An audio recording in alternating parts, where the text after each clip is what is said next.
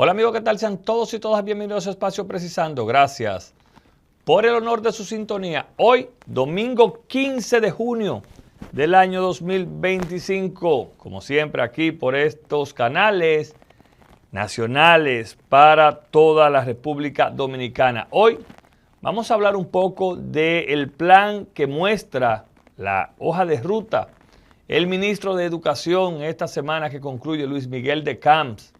También hablaremos de los sucesos que han venido pasando en Colombia y lo que entendemos debe ser preocupante para esa nación. Todo esto y una interesante conversación con Wellington Arnott.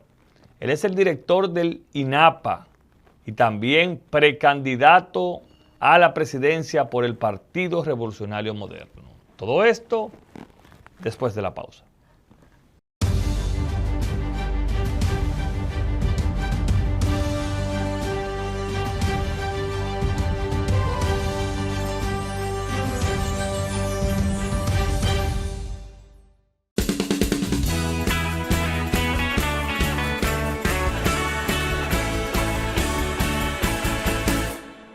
Gracias amigos por continuar con nosotros. Miren, esta semana el ministro de Educación, Luis Miguel de Camps, y su equipo mostraron al país cuál será su hoja de ruta, por así decirlo, y cómo ellos ven el inicio del año escolar y los retos que tiene esa cartera tan importante para la República Dominicana. Y yo quiero hacer un comentario breve, pero conciso de lo que yo opino sobre dichos planes, pero también sobre algunas personas que se preocupaban porque el ministro no hablaba, que qué estaba haciendo. Bueno, yo creo que el ministro, en esa actividad que se llevó a cabo esta semana que concluye, dejó muy clara varias visiones que tiene ese ministerio que van a aportar al desarrollo de la República Dominicana, pero sobre todo del estudiantado en nuestro país. Y yo quiero resaltar algunos puntos que él citó. Y los resalto porque si de algo hoy en día está ávida en nuestro país, es de que hagamos un ejercicio de ciudadanía con moral, con ética y con algún nivel de prudencia. Y qué bueno fue escuchar en boca del ministro de Educación, Luis Miguel de Camps, la moral y cívica que tanto hemos reclamado los que en algún momento tomamos esa materia y que nosotros como sociedad tanta falta nos hace. Y nos hace falta porque la educación, como bien apuntó en ese encuentro Luis Miguel de Camps, debe estar basada en principios y valores. Porque al final lo que nosotros damos como entes es lo que nosotros aprendemos en las casas y en las escuelas. Y digo casas y escuelas porque estos dos elementos van muy de la mano para que un ser humano tenga una formación ética, moral, correcta. Y de eso yo creo que resume todo lo que es el plan y la intención de este nuevo Ministerio de Educación en aras de contribuir a una mejor sociedad, a un mejor nivel de la educación. También el ministro hizo galas de algo que a él le ha caracterizado por muchos años desde que fue ministro de Trabajo, y fue la capacidad de consenso para buscar soluciones y que entre los integrantes del sector educativo se puedan poner de acuerdo teniendo en cuenta que lo más importante es y siempre debe ser la calidad de la educación, la formación de los docentes y, bueno, claro está, la mejoría de calidad de vida de quienes imparten clases en las escuelas, liceos y demás. Cuando usted ve a un ministro de Educación que encabeza una gestión nueva, preocuparse, guardarse y hacer un plan bien elaborado donde no se excluya a nadie, tenemos obligatoriamente que darle el voto de confianza y tener la tranquilidad de que la intención es la más correcta y que lo que estamos viendo es que el Ministerio de Educación está volviendo a lo que debe ser. Que el Ministerio de Educación está integrando a sus actores, pero sobre todo está trazando una línea, un camino correcto para los estudiantes y los profesores, de que aquí hay que fortalecer los valores, hay que fortalecer la moral y hay que fortalecer la calidad de la educación. Y por eso saludamos iniciativas como la de retomar el inglés con una suma importancia como segundo idioma para los estudiantes, para que estos puedan salir de dichas escuelas con un nivel medio alto de clases de inglés, porque para nadie es un secreto, y ahí nadie se puede sentir mal ni engañarnos, que el idioma o manejar varios idiomas en las sociedades como las nuestras se convierten en una profesión. Y eso es importante que sea impulsado por el órgano rector de las políticas públicas en términos de educación. Cuando usted ve que en el escenario sube el ministro, sube el presidente del ADP, el señor Hidalgo, suben los maestros, suben los alumnos, da esperanza, da satisfacción, porque nos indica que el año escolar que debe abrir en agosto va a empezar con muy buen pie, porque la decisión es consensuar, porque la decisión es educar, porque la decisión es mejorar la calidad, pero sobre todo porque la decisión desde el gobierno central, encabezándolo el presidente Luis Abinader y enviando esas instrucciones y esos conocimientos y esos, ¿verdad?, y esos lineamientos al Ministerio de Educación, son de que aquí no se pierda una hora de clases en el año escolar 2025-2026. Y eso, sin lugar a dudas, es un ápice de aliciente para el sector educativo, pero sobre todo para nuestra niñez, para nuestros adolescentes y para la República Dominicana. Veremos, como anunció el ministro, planes que se seguirán informando. Veremos un reforzamiento de la infraestructura escolar, un reforzamiento del TRAE, un reforzamiento de la calidad, un reforzamiento de la mejoría de vida, y por ello quisimos hacer este comentario porque vemos como bueno y válido que la coherencia del ministro Luis Miguel de Camps en torno al consenso, en torno a la unidad, se siga imponiendo en escenarios tan importantes y trascendentes como la educación. Miren, esta semana, lamentablemente, fue matizada por el intento de homicidio contra el candidato Miguel Uribe en Colombia.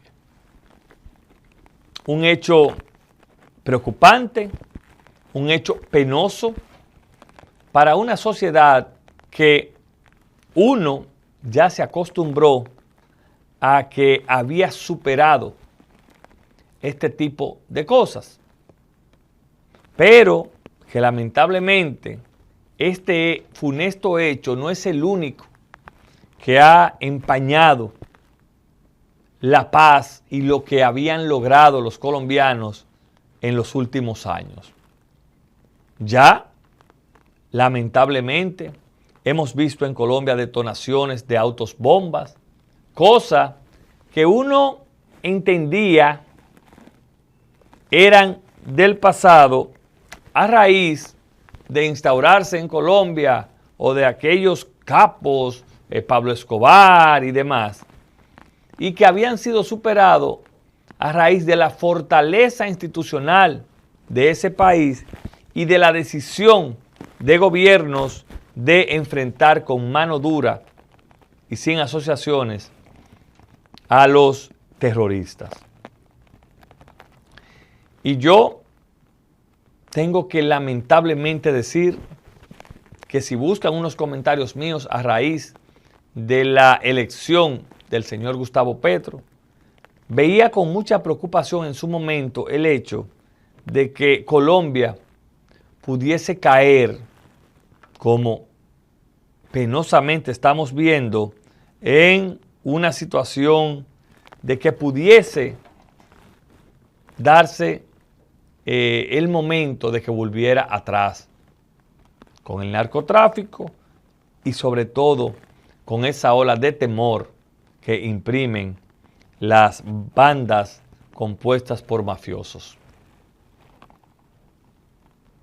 Colombia, que es el tercer país receptor de turistas de la región, solamente superado por México y República Dominicana, no puede darse el lujo de que un gobierno o un presidente funesto, en el sentido del manejo de la cosa pública, un chabacano, un desorden, haga retroceder esa nación a lo que era en los 80 y 90.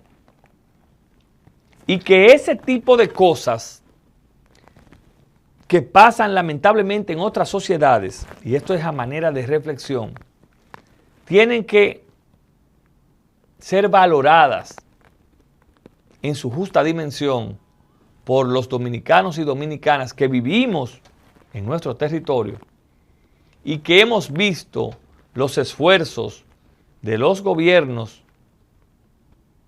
porque todos han aportado su granito para que la República Dominicana, ¿verdad?, se expanda por el mundo. Y en el caso del presidente Abinader y este gobierno, lograr las cifras históricas que se han logrado, de aquilatar cuando una autoridad se esfuerza por hacer las cosas bien, pero sobre todo se esfuerza por vender a nuestro país como un destino seguro, como un destino bonito, como un destino bueno. Y a eso es solamente la parte turística. Pero cuando es para inversión, por igual. Eso me deja claro a mí que los países que vivimos del turismo nunca podemos poner en juego ni la paz ni la tranquilidad de una sociedad. Porque yo les aseguro a ustedes que con estos acontecimientos que han venido pasando en Colombia, el flujo de turistas irá disminuyendo, lamentablemente.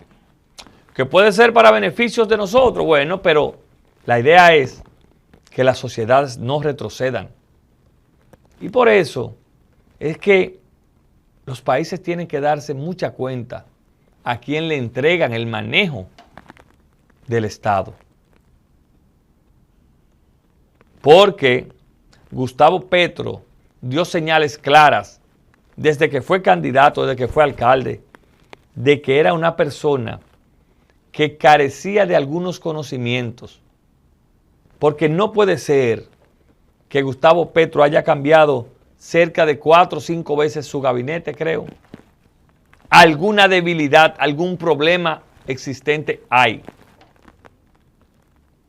Y lamentablemente, hoy vemos que Colombia ha retrocedido 10, 15 años y ese tipo de sucesos están sucediendo lamentablemente. Señores, no se vayan, que cuando regresemos hablamos con Wellington Arnott, director del INAPA y precandidato presidencial del Partido Revolucionario Moderno. Ya volvemos.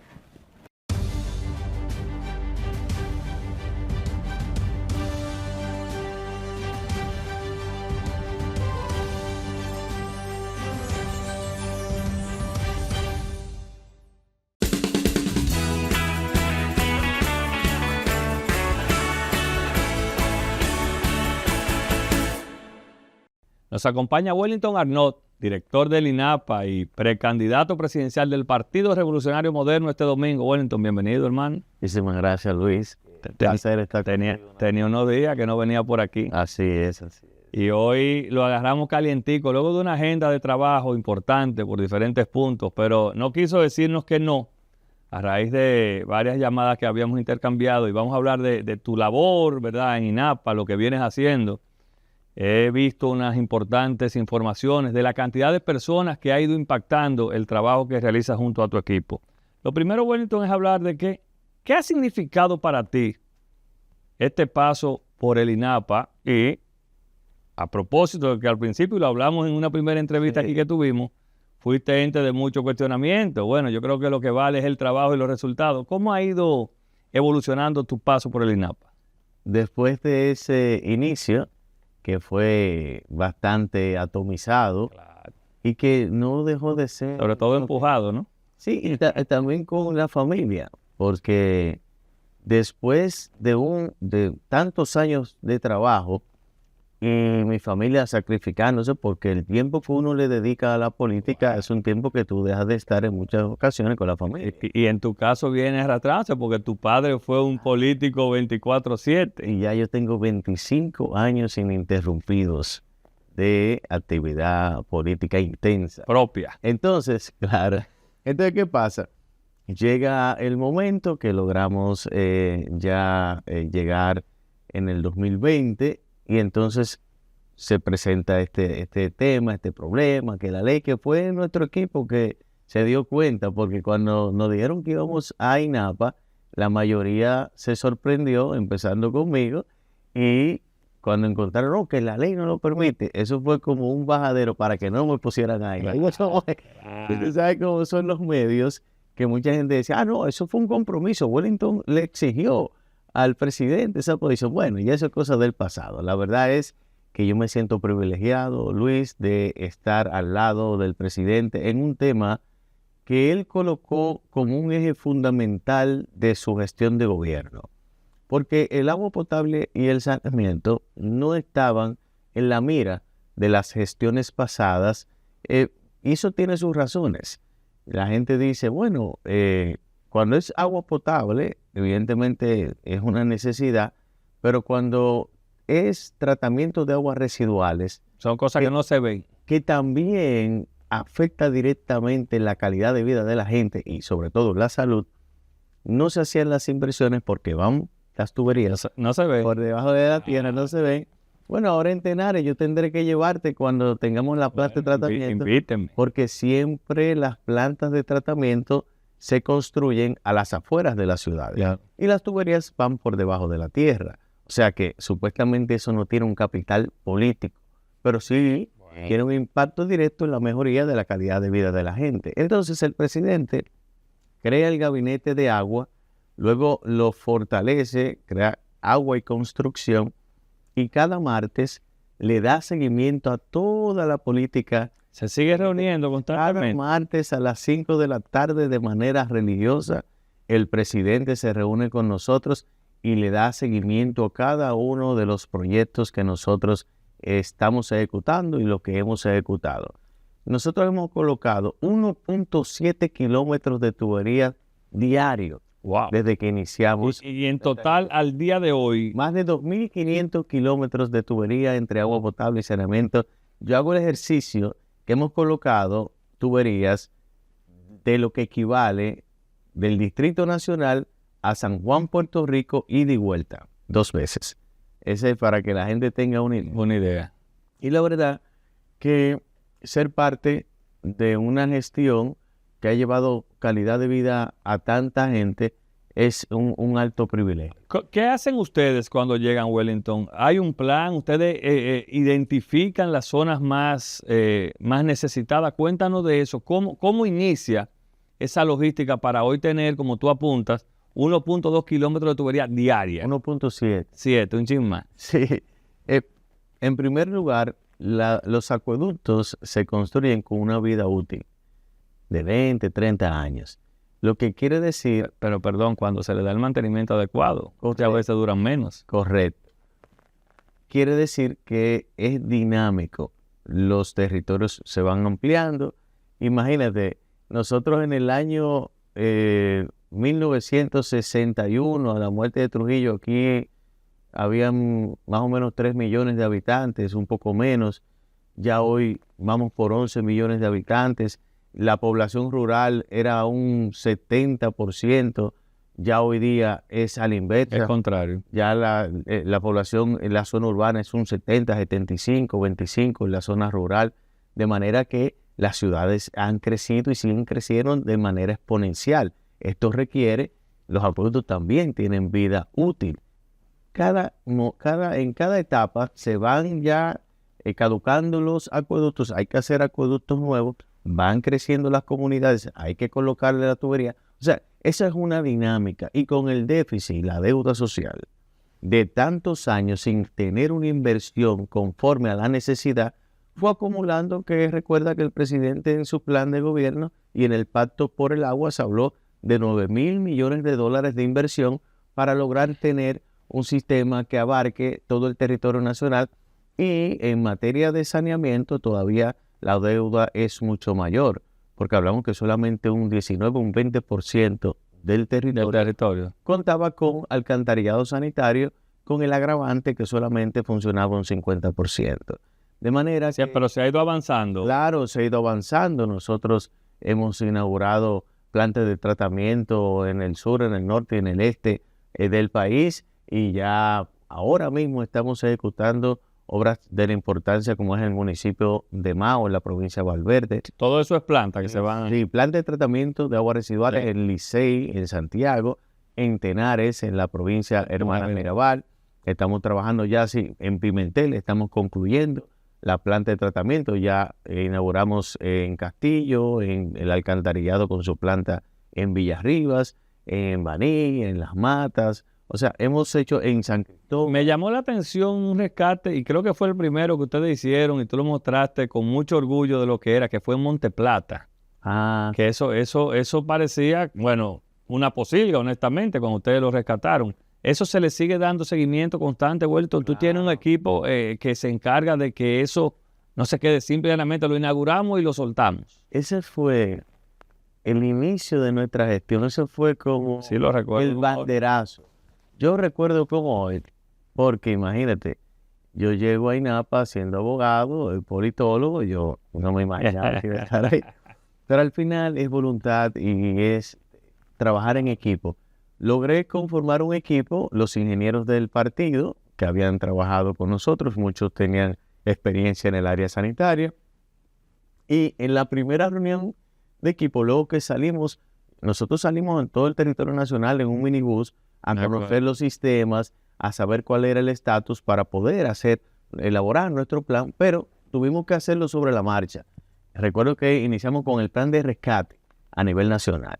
Y en Monte Plata, en Guaruma, en el kilómetro 35, nos reunimos cuando fuimos a visitar una planta abandonada con todos los comunitarios y nos exigieron, nos solicitaron de manera vehemente que por favor resolviéramos ese tema, que tenían más de 15 años con el acueducto fuera de servicio. Vamos hacia allá, tuvimos que llevar un guía con un colín, rompiendo, abriendo camino. Cuando llegamos allá, la planta, que era una planta de tratamiento de filtración lenta, parecía una hortaliza. A eso que tú te refieres, lleno de árboles y demás. Cuando terminamos ya, que vamos el lunes a la reunión ejecutiva, que yo digo, bueno, hay una infraestructura grande, ¿qué se puede hacer? Y el equipo completo, que yo no lo conocía ninguno, yo lo fui conociendo, ahí tal vez uno o dos, nadie estaba de acuerdo que nosotros rehabilitáramos esa planta. Y yo preguntaba, ¿en qué tiempo podemos hacer la planta nueva? Al final, yo tomé la decisión, la vamos a rehabilitar. No, pero no se puede, la vamos a rehabilitar. Y en 9 meses, con apenas una inversión de 12.5 millones de pesos, esa fue la primera obra.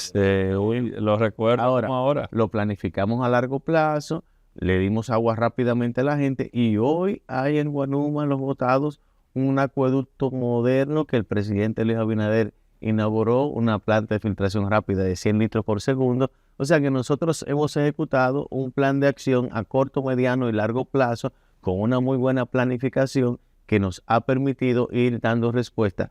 Obviamente que hay tanta demanda que todavía estamos resolviendo. Y la parte de concientización también, porque como hay demanda, también hay gente que no tiene conciencia de lo que vale el agua. Claro, porque nosotros estamos en una etapa prácticamente embrionaria.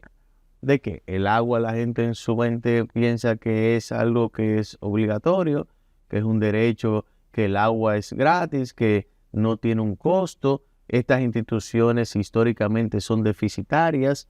Nosotros encontramos un anteproyecto que buscaba eliminar prácticamente el INAPA. Eso nosotros lo hemos revertido. Estamos trabajando para convertir estas en instituciones en entidades totalmente autosuficientes, trabajando para eficientizar el pago de la tarifa, reducir el pago de la tarifa eléctrica. También duplicamos las recaudaciones sin tener que hacer ningún tipo de aumento porque la prioridad es llevar el servicio. Ahora trabajamos para duplicarla una vez más y por lo menos llegar a ser autosuficientes en lo que tiene que ver con las remuneraciones del personal y también la compra de insumos para el tratamiento de las aguas y sobre todo el pago de la energía eléctrica. Ahí te iba. La parte del retorno, ¿cómo tú lo encontraste? ¿Cómo va? ¿Cuál ha sido la reacción de la gente? Porque tú muy bien dices, hay gente que quizás cree que el agua hay que dársela gratis por obligatoriedad. ¿Cómo son esos 3 escenarios? Lo importante es dar la cara. Lo importante es que la gente sienta la satisfacción que se le está poniendo atención y se le está cumpliendo con lo que uno se compromete. O sea, ese es el primer eslabón, la confianza. Claro. Por lo que hay confianza, te digo que en muchos casos la gente ha tenido que esperar porque no se puede intervenir. Ahora mismo nosotros estamos concluyendo la mayoría de obras que tenemos abiertas. El acueducto de Villa Altagracia, que hace mucho que se espera, y pienso que ya en los próximos meses estaremos brindando un servicio en cantidad, calidad y presión para Villa Altagracia. Eso a mí me llena de satisfacción porque Villa Altagracia y Jaina son los territorios más pobres de la provincia de San Cristóbal y precisamente eran los que tenían más deficiencias, que tienen todavía. Pero con tanta cercanía a la capital. Claro, Villa Altagracia pronto va a tener una satisfacción. Jaina tiene el triple de la producción de agua. Ahora mismo estamos colocando 120 kilómetros de tubería y ya nosotros estamos brindando un servicio de mayor eficiencia en la mayoría de sectores en Jaina. Todavía falta porque muchos sectores... En 5 años no se puede resolver lo que... en las redes, pero vamos trabajando para eso con mucho entusiasmo y sobre todo con energía, porque en esto lo importante es mantenernos dando la cara, diciendo las cosas como son, trabajando con el entusiasmo que requiere vamos a decir, un bien como este que es fundamental el servicio de agua potable y saneamiento. ¿Cuál es la cantidad de plantas que se necesitaría, lo idóneo, para un país como la República Dominicana, Wellington? Nosotros tenemos alrededor de 250 sistemas. La verdad es, eso es solamente INAPA. Sí, claro. Hablo de INAPA. Nosotros tenemos más o menos un 45%, porque el Gran Santo Domingo y la capital lo maneja la CAS, nuestro hermano Fellito Suberví. Ha hecho un buen trabajo. Tiene Corazán, está Cora Plata, está Cora Vega, está Cora Moca, está Coramón, que es Monseñor Noel, Coarón, La Romana, Corabo, Boca Chica, que son ya como se completa todo el sistema. La verdad es que a futuro nosotros debemos de expresar los acueductos interprovinciales. A grandes acueductos son las soluciones a largo plazo. Y la unificación de todo el sistema de gestión de agua potable y saneamiento es una tarea que tenemos que lograr. A futuro no pueden haber 18 instituciones que intervienen en. Tiene que haber una sombrilla. Claro, y eso va para allá. Y nosotros estamos dando los primeros pasos de demostrar que se puede administrar de manera eficiente, eficaz y sobre todo transparente y con una gestión que sea modelo. Entonces vamos a lograr a futuro, repito, que se tenga un modelo de gestión unificado en la República Dominicana de agua potable. El término de abastecimiento, ¿cómo es esa parte, Wellington? ¿De qué se abastece la INAPA, por ejemplo? En un momento, ¿verdad?, que tenemos temas de cambio climático, que tenemos temas de deforestación. Esa parte, ¿cómo se ha manejado? Las fuentes o son superficiales, ya sea de ríos o de presa, o son subterráneas. Hay sistemas que el agua es agua del subsuelo y hay otros que son de ríos y, como usted ha dicho, de presas. Todo conforme a la zona, a la región. Por ejemplo, Villa Altagracia es la fuente inicial del acueducto de Villa Altagracia, que se construyó hace más de 30 años, era el río Isabela. Pero prácticamente nunca pudo funcionar de manera eficiente porque esa fuente se secó y no se hizo la investigación de cuándo o los aforos que fueran efectivos. Nosotros ahora estamos, ya hicimos la obra de toma, ya estamos concluyendo con todo lo que tiene que ver con la estación de bombeo para que en el kilómetro 45 de Jaina, que es una fuente segura, podamos tener ya el suministro de agua. Y resolver ese problema por ahí. De manera definitiva. Todo es conforme a la región, a la zona, a la fuente, ya de donde se esté captando el agua. Usted era abogado. Wellington, finalmente, para entrar en otros temas importantes que me gustaría tratar contigo, Santiago, hicieron una intervención importante. ¿Qué ha significado eso, tú que haces ese contacto directo para esa población de Santiago que ustedes le han cambiado la vida? Esa es la obra de mayor transformación. Ese es tu metro, como dices. Sí, social. De verdad, la obra de mayor impacto social y medioambiental que se ha ejecutado en la historia. Los que vimos eso antes creíamos que eso no iba a ser posible. Sí, y de verdad que era solicitado gobierno tras gobierno y la verdad es que era difícil y debo reconocer que los gobiernos pasados tal vez tuvieron la intención, pero no era fácil. Meter el pico. No era fácil. Y el presidente Luis Abinader, el ex senador Eduardo Estrella, que hoy es ministro de Obras Públicas, me llamaron a una reunión y me dijeron, mira, Wellington, tenemos que sanear el río Burabo y nosotros queremos que sea INAPA. Ya nosotros habíamos mostrado el nivel de eficiencia y ejecución en la gestión y entendieron el presidente que esa era una intervención que teníamos que asumir nosotros con nuestro equipo espectacular, que lo dijiste en principio. Sin nuestro equipo no hay forma de los resultados que hemos logrado. ¿Qué hicimos? Inmediatamente fuimos al campo. Yo recuerdo la primera vez que yo hice un recorrido en Arroyo Burabo, a los 2 minutos de entrar al hoyo de Bartola, ya yo tenía cuatro tipos con radio. Porque eso era una zona patria. Nosotros hemos eliminado más de 30 puntos de droga ahí.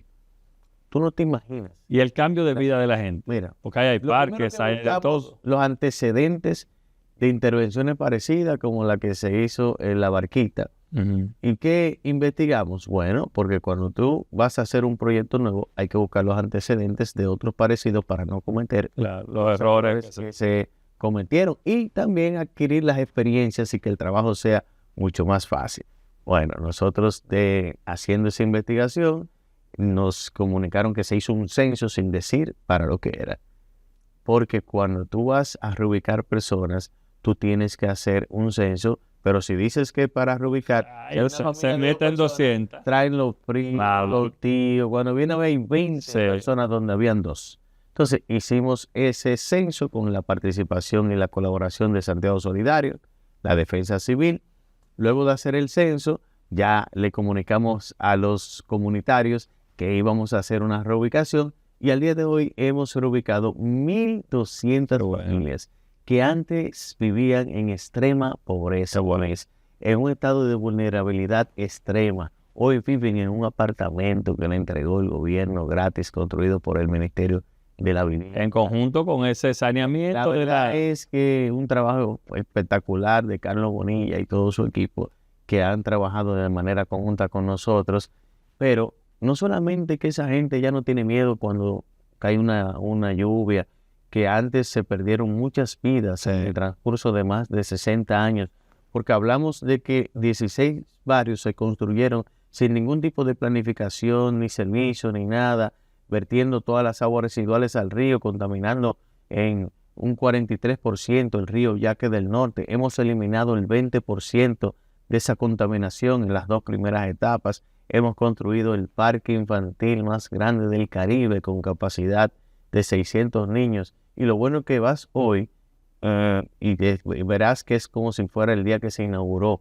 Eso se ha cuidado, la calidad. Y la misma gente se ha involucrado en el Claro, claro. Y el otro parque lineal, el número 1, hemos entregado 2 etapas. Y a final de año, principios, en el primer trimestre del año 2026, concluimos con esa... A esa me invita.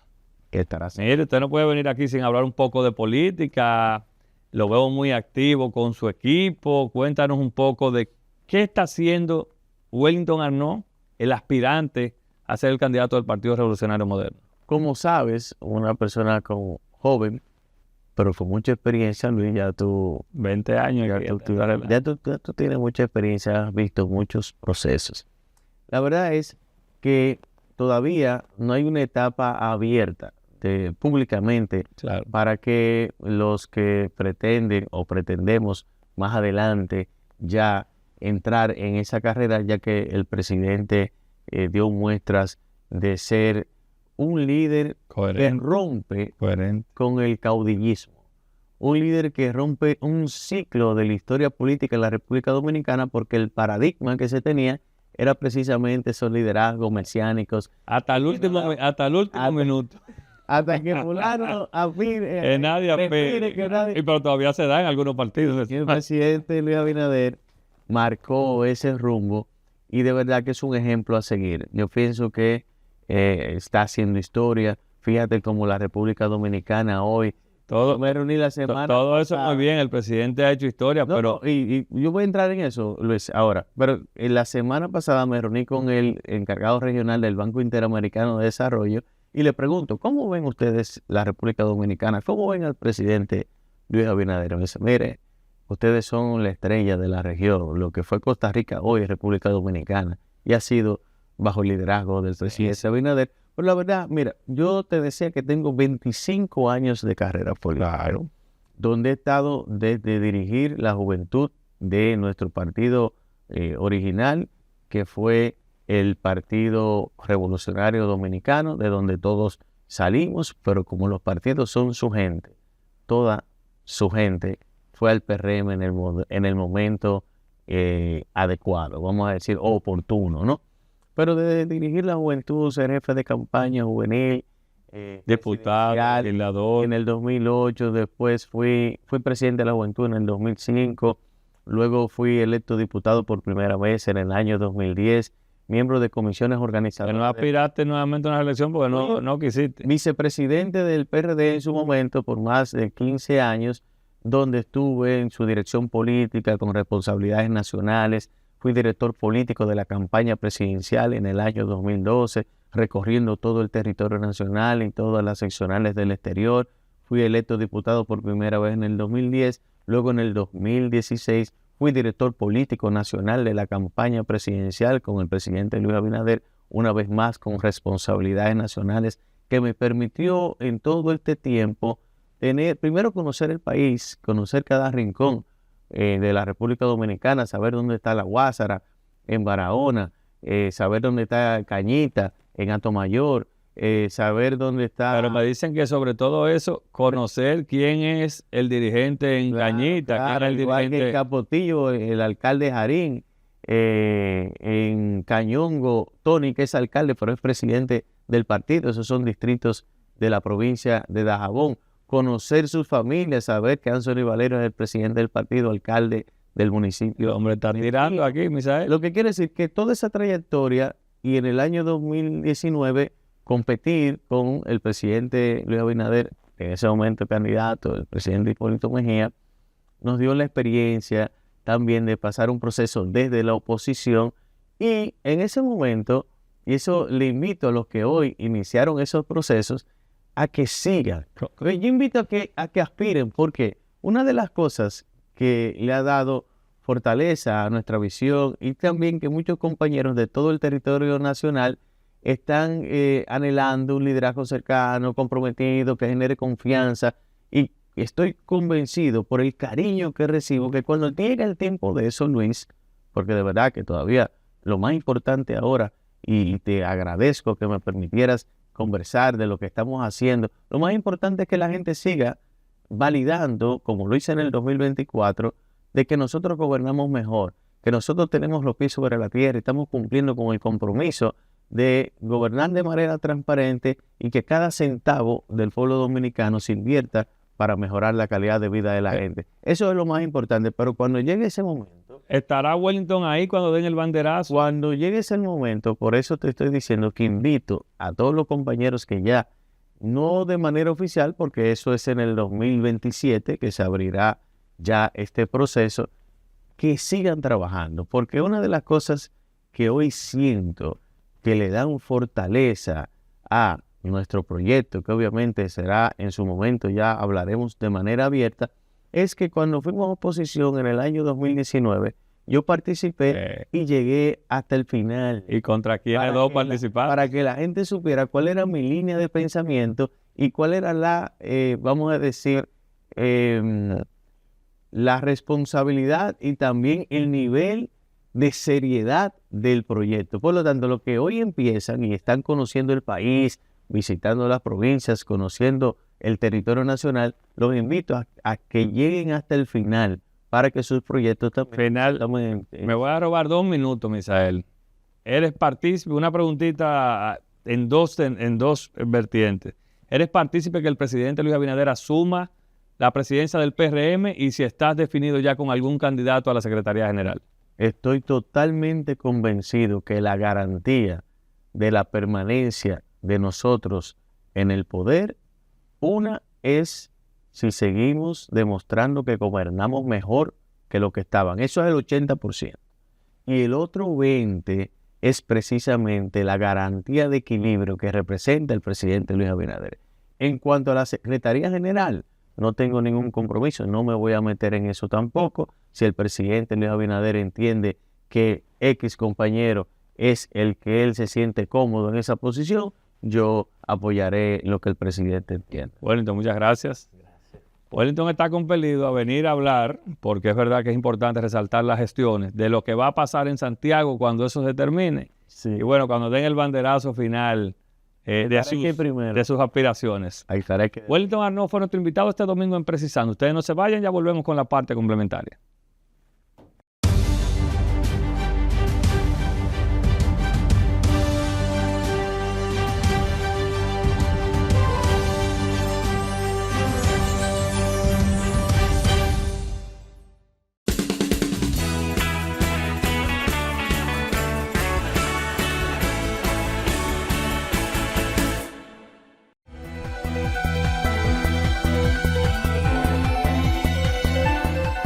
El presidente de la República, Luis Abinader, y los expresidentes Hipólito Mejía, Leonel Fernández y Danilo Medina se han remitido cartas oficiales a líderes de naciones del Consejo de Seguridad de la ONU.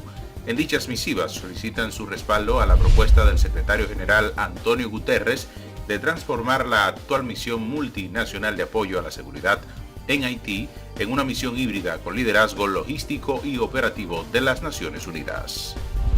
En el plano internacional, el presidente chino Xi Jinping señaló en la llamada que mantuvo con su homólogo estadounidense Donald Trump que ambos países deben eliminar todo tipo de perturbaciones, incluyendo sabotajes, para que las relaciones vuelvan a la senda correcta. En la llamada, Xi aseguró que el país asiático es sincero y que se basa en principios, así como que el diálogo y la cooperación son la única opción correcta para China y Estados Unidos.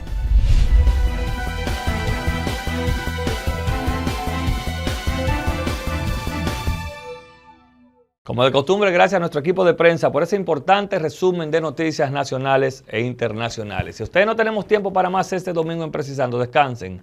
Feliz resto de la noche y nos reencontramos el próximo domingo.